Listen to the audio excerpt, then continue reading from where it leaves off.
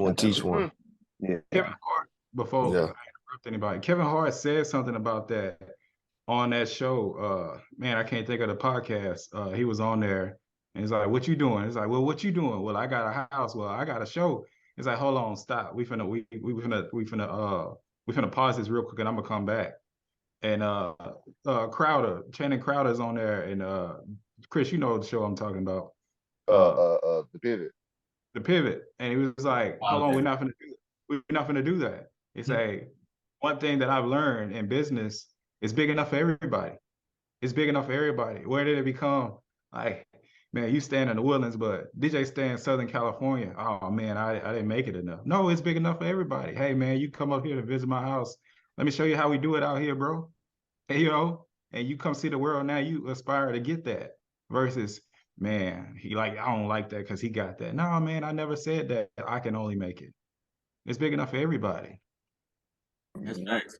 And it's just, man, it's interesting. Like, just even like growing up, it's just like, it's one thing that develop a competitive edge against your peers, but it's another thing to envy them and wish bad amongst them. And I think the two kind of like overlapped each other and got lost in it.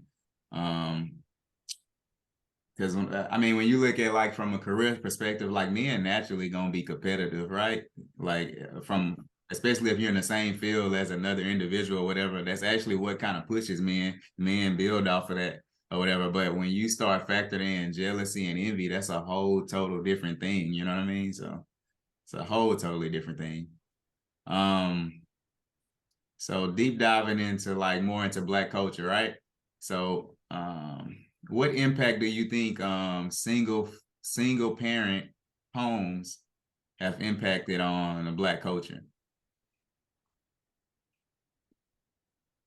Man. Oof.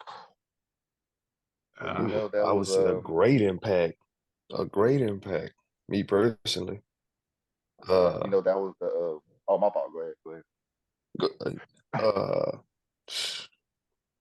I mean, speaking from personal experience, it's kind of like in our culture is more of a lot of us growing up without our fathers. And fathers play a big major role in the household. Like the saying says, it takes a village to raise a child. I now that I got older, I understand that. So I feel like it's definitely a huge drawback if like you limit it to just that one parent household. They've always said that was always the theory to drive the Black. What do they say? The theory that was always to drive the Black father out of the household, and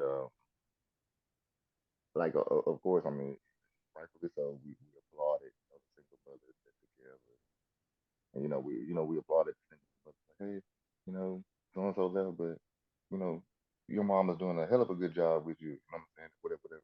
Kind of know back and love that, but also Yeah, it's it would be nice to have two. You know what I'm saying? Like, don't get me wrong. Like, we applauded that, but it's just some things that it's just not gonna hit the same. Niggas saying, oh well, we'll give it to your mom. Get it. That's what I'm saying. Not saying we can't discipline you. But it's like if you get different, hey, I'm gonna tell your pops. So I got it. So just hit different. So when I'm thinking back on it now, like being now knowing my father, meeting him when I'm in my 30s, right? So, and I think back on it, I think about the impact or whatever, because now that I'm older and I'm able to understand relationships more, I don't put 100% fault on my father as much as I used to, because I understand what it takes to be a man or whatever. And I can understand how laws are set up to where men don't get the great end of the stick when it comes to marriage and getting children and stuff like that or whatever. And if a woman is, and we can all agree, if a woman is upset with a male or whatever, the laws kind of lean towards them. Like, It's the Oh yeah, nature of most the beast, definitely. right? It's the Yeah, nature of the yeah, beast, yeah. whatever. So, and You, and yeah. it's and it's not to make an excuse for them. Those laws, when those laws were put in place and created, it was during times where women were mostly housewives or whatever. That time has changed, of course, as of now, whatever. But it still caters to them or whatever, and so that plays a role into fathers not being in the household. Um, so since for the people that didn't grow up in like two-parent households, right? So like, where did you go to get your male guidance, whether intentionally or unintentionally? Who did you get your guidance from? The streets. Yeah, Right, yeah. right. It's I like would you had say to look into other places to yeah, kind of get that guidance. Mm-hmm. yeah. Because growing up now, I know, now that I'm old, I know it's like there's mentors and stuff out there. But growing up, we didn't know that we can go speak to people like that. We go to the streets, our homeboys, talk to our homeboys, and getting bad advice. I Mm-hmm. think that's where things messed up. We didn't have a father to go speak to. We go speak to our homeboys about it. Ain't nothing coming good out of that. And it's like a That's cycle, like, right? Because like they ain't had a father, so they just passing on information yeah, what they passing think, on you know what I information that they mean? done came up with. You you took this Hey, you took the words right out of my mouth. I was just about to say that. Avery, I say, Avery, bro, I say this to this day, and you know this to be 100% true. You know, I love my papa to death, but we had grandfathers, when they spoke, it was important. Don't get me wrong, but to speak it wasn't, it was prominent. It was like, okay, hey, I want him to do this and do that, but the speaking wasn't prominent. But of course, I say that to say, you know, and I say this, I tell anybody to this day, my birds and the bees talk was in the back at church with you and Josh. I say, hey, so and so, so and so. He was like, am I the only one that's feeling this way? He's like, yeah, bro, yeah. You and Josh set me down. I was like, bro, I will never forget. I was like, I had that talk with dudes my age, about 10, 11 in the back. Boy, we was studying for a program. I said, I was listening to them, but I say anybody 40 or 50 told me this. I said, I had to learn by somebody my same age. I say, well, come on.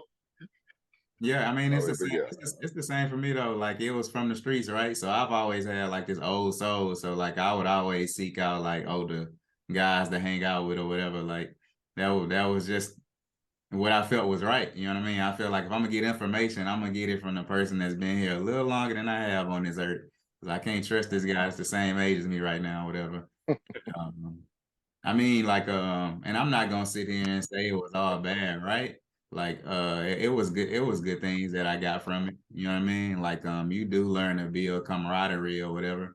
You know what I mean? Like, you do get some good stuff from the streets or whatever. You know what I mean? It humbles you. You know what I mean? You can develop discipline. Now, it is a lot of faults in it, but I mean, you can't blame them, right? It's just a continuing cycle. Oh, yeah. Agree. So, so just thinking about Black culture, right? Where would y'all say the state of Black women is right now? Well, you shooting for Bro, you going to get grip. You say going to you get say grippy today. you try to get us all beat up after this meeting. Right. Right. You got a recording? But it's a conversation that has to be had. You know what I mean? And I also want you to say Yeah, this is true. what role did we have in the evolution of where they at today too? Yeah, and it's exactly what he said. Like, why does it even have to, like, the first reaction is you finna get me beat up today? Like, why is that the reaction? Like, for me, It's just yeah, go. Yeah. I mean, it's we got just accept the consequences. I don't know. I'm gonna keep it real simple. It's kind of like nowadays. It's kind of like it's one simple word for me: accountability. That's and I'm gonna keep it real simple. And that's on both sides. It's on both sides. What you What you mean? mean by What you that? mean when you say Yeah. accountability? So accountability. So I feel like nobody's perfect, right? I feel like especially as the man, the black man, we played a little bit of part in it, but at the same time, it's kind of like how, I'm trying to see how the best way I can word this. It's I feel like nowadays, and this is my opinion, like the roles have changed. So okay, now you see how back then it was more of what was trending was black men, no good, or men all they do is cheat, this, that, and the other, right? Mhm. So nowadays I feel like the roles have kind of switched. That's just my opinion. Ice-T said something about that where he was like, you know, we living in the pussification of America. And I remember Right. DJ, you always say, man, Rick, man, you gonna get in trouble, bro. You can't talk like that no more. And what I always used to tell you, like, you probably have to mute this area. I was like, man, I'm gonna say what the fuck I feel. It's like anybody Yeah. know me. Hey, this Like that's hey, we gonna I be came wrong. in, We gonna be wrong here. I came in this world like Dave Chappelle, and that's how I'm leaving, bro. Like, so if you're gonna cancel Rick, you're gonna cancel billionaire Rick, you're gonna cancel trillionaire Rick, you're gonna cancel Most thousandaire. definitely. Yeah. But we live in the pussification of America. Like I could say I had a 2-parent household, but what I can't say is I never seen love. So as a man, my hardest feat was learning how to run a marriage. I had to look to a book to learn how to guide my woman, but I didn't think like nobody found love. And so now like the man is competing with the woman and the woman is competing with the man. It's like, man, this shit crazy, bro. Mm-hmm. Yeah, Facts. it is. It's It facts. is. It's facts. And I ain't gonna lie, It's, and I it's have an issue. I don't want no woman moving like I'm moving. You know what I mean? Like I don't want us involved in the same things or whatever. It's some things I want to lead to when I'm hanging out with the fellas. You know what I mean? Like and that's just me personally. Like I just don't some stuff I just don't want to do with my lady or whatever. Like the way I view a woman is totally different. I view her in a delicate fashion or whatever. And I just don't see her correct. in the same way I'm moving. And that's just what it is or whatever. And I'm gonna put the woman I'm married to on that same pedestal that I'm having my mom and my grandmother on or whatever, and I had the same expectations for them. They ain't moving like that. I don't expect the woman I'm dealing with to be moving like that. So you think it's a bad way if a woman moves like that? If a woman wants to be a boss lady? I'm not saying it's a bad way, right? I'm just saying No. with your choices in life comes consequences or whatever. Like you can't have expectations of moving like a man. Let me give you an example. So normally men move 20s and 30s where they just like finding themselves or whatever, so they not looking to settle down. But a man is not at their most valuable point in their 20s and 30s. A man most valuable points after their 30s, because when a woman wants to get married, they not looking for a fine man. They looking for a man with resources. They looking for a man that's well established that can provide stability for them. So correct. So that man is here. Guess when a woman's most valuable? Because what do a man look for in a woman? A man don't look for resources in a woman. A man looking for somebody That's that's not what he's looking for. You know what I mean? We want something delicate that hasn't been touched that much or whatever. Like, but if they moving like a man, what you know what I mean? So that's why marriage is decreased or whatever. Like, why would I want to like you moving like me? Like, no, like I'm gonna run the streets. Like, no. Yeah. Kevin Samuels touched on this topic a lot. It's a reason we did. Like it's a double standard. Yes, it's a double standard for a reason. It's a double standard for a reason, and it should be. Yeah. I think to answer, and I believe. Go ahead, Rick. Go ahead.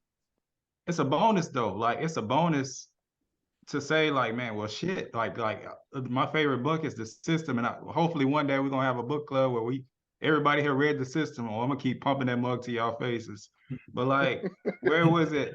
Like, why does my woman have to be strong? Like she can be beautiful and shrewd. Like I think like the dynamic of the word choice that we have is like, you know, men are naturally hunters, and we go out into the wilderness and we probably gonna die. Yes. and women are naturally nurturers. That's why it's masculine and Correct. feminine. But That's you facts. can't have masculine. You can have masculine, feminine, and masculine. Hey, But I think like now there's masculine to where you come home from late from work and shit, your woman might be drinking Crown and Coke or Jack and Coke waiting on you because she got on the recline. come on, bro. Smoking a Right. cigar, Man, like if you, it's like kind of I'm like telling you, like I feel like that's not. Yeah. if you ever Go want ahead, Abe. if you ever want to spark the fire in women, say one word around a group of women: submissive. That's like Yeah. Oh man. that's like Oh cursing a shit. woman out or whatever. But Man, it's the what? lost art. Like it's the lost art in dealing with a man that you say you love or whatever. You should be submissive, like or whatever, and you can take it from biblical terms to life or Right. whatever. Like it's the nature of the beast. And when I think the word gets taken out of context, because when I It say does. submissive, I'm not asking you to be my slave. You know what I mean? But I want And to, that's how they take it. That's how they yeah. receive it though. But when we dealing with each other, I need to experience your feminine energy. You know what I mean? I'm not coming home to Mm-hmm. experience you the same way I want to experience Rick or Chris or whatever. Like, no, we men, we got egos, we be aggressive with each other. I don't want that when I come home. Correct. I'm not trying to compete with the woman, in other Right. words. Right. Yeah. You know, to me, I feel like it's two totally different playing fields. I mean, God created man and woman for a reason. I mean, he didn't create women to be masculine. It's real simple to me. I think honestly though, like I'm gonna give them some credit though. Like it do start with our selection process because like the reason why like I talk about the book The System. Go get that, Doc Love, The System if you haven't. Shameless plug. But it starts with the foundation. Like one of the very things that it talk about is like when is it okay for women to not be submissive and understand their man and allow them to lead. Let's change the word submissive to lead. But it goes to a man selecting a woman to lead and a man doing the things necessary to be in a lead. Like, yeah, I may have learned how to lead as a male in business because shit, half of my heroes were white. Like I grew up watching Batman. And then when I got older Mm-hmm. as a young male and I wanted to be a playboy because of Iron Man, but none of them people were married. So when I wanted to learn how to be married, I was lost. Like no black person, no Right. white person could teach Right. me. But in the system, it talks about like the very first thing is you self-reliant, self-efficient, and being confident. DJ and Chris get on me all the time. Ricky, bro, come out the house with us, man. I'm working on work, bro. I need to be successful. And like my marriage suffers because I'm always around my woman because I'm always building something. And it talks about that, bro. Like we can't expect our women to like always have it turned on and ready for us and be feminine if we're always around them. Women are not wired that way. And so I think like too, we need to learn how to like, what am I bringing to the table as a man to even select that woman to where I can quickly rule out somebody who's not going to allow me to lead or wants to be submissive. The book definitely hits on that. And That's I'm right. just now figuring that out. Yeah, and I think another thing, Rick, we have to factor in too is that women are going out into the workplace and they are in leadership roles as well. So now Correct. you got a new modern woman that has to learn how to kind of tone it down when she comes home because she may be in a position where she's leading 50 men. You know what I mean? Like, and I can tell you from personal preference, just from a military standpoint or whatever, like it's more common than you think it is, and they make great leaders, and all shapes and forms or whatever. Like they make amazing leaders or whatever. Like, but the idea is like some of them have to go home and they're married to their significant other or whatever, and they have to learn to tone it back, right? So like that's kind of like a new addition that you got to learn to adapt to. So. Correct. Where the problem occurs at. Yeah. Turn it on and off, switch. All right, so we got about 7 more minutes, right? So we're just gonna go around the room and just give me one thing that you're personally going to do within your own household to better Black culture.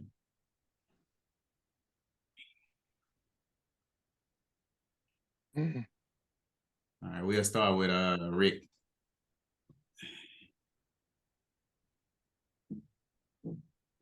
I think for me, like going back to the system, man, like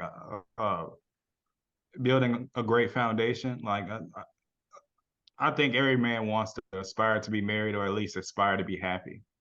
Uh, like just building programs, like leading by example, and then also allowing myself to give back. Like my ultimate goal is to like be a successful businessman who's happily married. So if another gentleman wants to come to me and say, "Hey man, like I'm having this issue with my wife," like, oh boy, I've been there before. Here's what you do, bro. Yeah. And so like my goal is to like um not necessarily figure it out for everyone, but figure it out for me so I can be that bridge or that beacon of hope to allow somebody else who's in the community to do that. And like that's my personal thing, like basically figuring it out for myself because I think it starts with yourself first. And if I can do that, then maybe I can go and help someone else out, whether it's maritally or business wise. So I think that's some ways I can give back to the culture, like putting a positive light on both of those topics. Thanks. I think for me, just and I think I've said this individually to y'all probably within the past month or so, but just being more open and more receptive. And I wrote down, my affirmation stuff in pencil. Probably came with the first day or second, and at the end I was like, I'm just trying to be a better son, brother, cousin, nephew, friend, everything, and but of course we are trying to be successful individually and as a team as well. But just being there for people, and I said this recently. I just want to be there during everybody's accomplishments and highlights. And also, man, everybody's not gonna every day's not gonna be a gold medal day, So just being there for people at times, the stock dips a little bit, just being present. I just want to be more present and just with people I know and people I don't know. We're all going through our trials and tribulations. Just being more open. Just try to uplift. That's all. Me, I say pretty much being accountable and holding friends and family accountable. That's big. And I know Chris probably know because I be with him all the time. So most of the time, just saying what we say we're gonna do. This is it. Every year you turn. Oh, it's 2021. I'm gonna do this. 2022. I'm gonna do this. 2023. I'm gonna do this. At the end of the year, you didn't do nothing. So it's like me. It's everybody that I'm around is holding them accountable, and if I don't see changes, then I need to make changes. You know what I'm saying? Not the. It's just that simple. So it's just like, and that's myself included. Not just my friends and family, but that's and not being scared to go out for like showing them that you can go do what you want to do. You don't have to be scared. If you want to do something, go do it. You know what I'm saying? That's my big thing of 2023. Yeah, your best line. Hey, your best line. You told me. He's like, I remember we was in the car. He was like, "Fear is the devil, bro." And I never heard that shit the way you. And I told Avery this, but I was like, bro, I've never heard that shit like worded that way, like my whole life. Fear is the devil, bro. When you doubt yourself, oh, that's the devil. That's thanks. I was like, bro, this like. I was like, I've never heard no shit like that. Of course, we were sipping a little bit, so I was like, and then, Yeah. it ain't no drunk shit either. I'm just trying to, you know what I'm saying? I was like, bro, I'm about to go get it it tatted on my registered, calf muscle now, man. bro. I'm telling you, like, like, not saying that nobody's never told me that before, but it registered different. You know what I'm saying? You remember that Scarface Yeah, song? yeah, And yeah. you couldn't tell me nothing back then, but now I feel you. You know what I'm saying? Even some shit like I'll go through now. Like, man, my papa told me this like 15 years ago. You know what I'm saying? But the shit don't hit until you get to that point where you know what I'm saying? Like, it's just funny. Like, just some messages like you hear people say like it doesn't register up until you standing dead in front of it. It's like, okay, I Yeah. remember what he told me that. It should hit. It hit. It hit. Glad to hear that. Oh yeah, for sure. Debo. Me personally, man, I feel like everybody deserves to have the better version of themselves. I'm working Boy, on a better you version of preaching. myself. You A preaching this better Sunday. version of myself on all levels. I get to that status, the ultimate goal is to give back. I don't want to give back when I'm still kind of messing up and got some ways I need to change. That's not the type of information I want to put out there, or it's like giving back to the community or anybody else coming up under me. So it's pretty simple for me. Yeah, I think for me, y'all kind of hit mine too, like to be more accountable. My biggest thing is just control what I can control, right? So sometimes I can get caught up in like these projects, right? And I want to control all the pieces. You know what I mean? But other people involved in these pieces or whatever, but you can't control how other people do or whatever. I can focus on what I Exactly. can do though. You know what I mean? I think if you move the way you need to move, everything else will follow, or those pieces that don't belong there will fall off, and something else will fall into its place or whatever. So that's something I have to keep reminding myself and hold myself accountable. So that's my biggest thing for this year, holding myself accountable. So That's Chris' favorite line. I said, Ricky, I said, man, I got all these problems. D, I'm glad you ain't around me as much as Chris is. 'Cause I know he tired. That nigga tired of me, boy. I be talking his head off. I said, man, I got these problems. He said, Ricky. Right. Focus on You know one. what you can control, bro. What have you done? Right. This. He said, that was better than yesterday. I said, yeah. Then you making progress. I said, yeah, you're right. Exactly. That's it. 21 Shit, slow motion That's all better you can than do no there. motion. Shit. Come on. That's facts. All right.